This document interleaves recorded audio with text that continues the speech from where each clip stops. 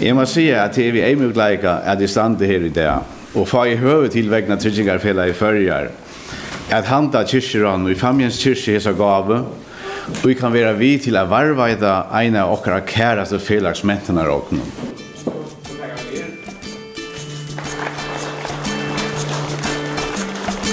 Det sjálvsagt at hesum dårgripur og tydningar med klementanar arvor hever bruk for verjo.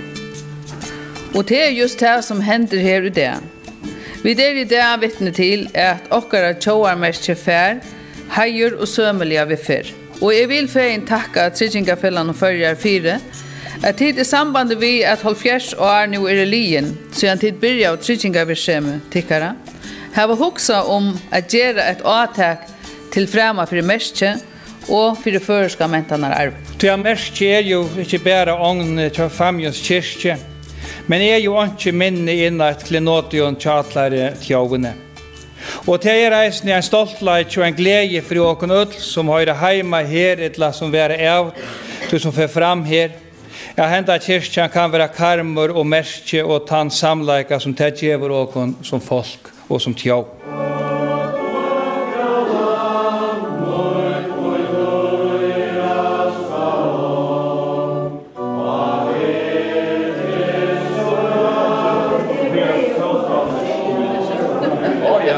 Det platser nå. Nej. Tack för beslutningen. Det är ofta när vi har fått i kyrkan och syna platser fram. Så det är sannolikt att jag flera från här också om alltså kvärt nu vi sitter rinkas där ute. Etla kan man säga nog inte så vanligt här men så kunde ju på stjål där. Det var så släckt tryck på när utan simpelt läs.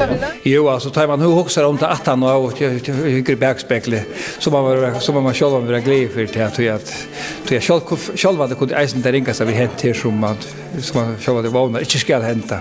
Det kan ju hända här Lukas väl som det är stället. Och nu följer man själv det trickar vi nu har man en vissa möjligheter till att kunna bjärka det visst skulde. Och det skulde vi gjort. Det som var åren hej att lite ofyllt då men annars så var vi ramma och mest öliga rått. Och till sig undan döms kom äldre så heter brunne och om man väl inte vill stjäla så kan man faktiskt bara förstå ut det är inte last inne. Ja, alltså så inne är massivt stål. Så det kan faktiskt bränna upp till 2 timmar. Det är så inte kan brunna i men detta står ett vanligt inte angående men det är vi har mer än 12 ton så är en tungvikt för ett gammalt kyrkogolv. Och här pratade vi faktiskt till att en snickare som heter Eifen, han var vi i processen. Han breit golvet upp och så har faktiskt stått socklen helt från under kyrkogolvet upp. Det är viktigt för att bevara snie i kyrkan och salen i kyrkan att det inte kom in som det som breit från. Och bättre att finna liten av skapen och väckra att faktiskt han ska vara samma som listar runt om. Det var större arbete att fästa i malaren som malar kyrkan och de som malar och så vidare. Och det samma här så att det fäller öliga penten och det är väldigt viktigt för att nöd.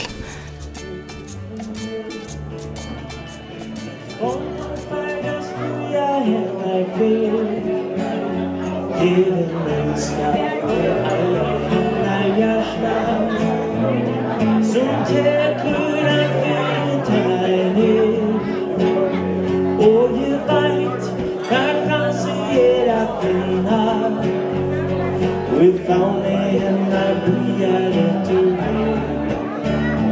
det är rikt att vi studerar vi lever som många revolutioner men för dig som andra har älskat vad du gör standard chair and kärlek till nothing.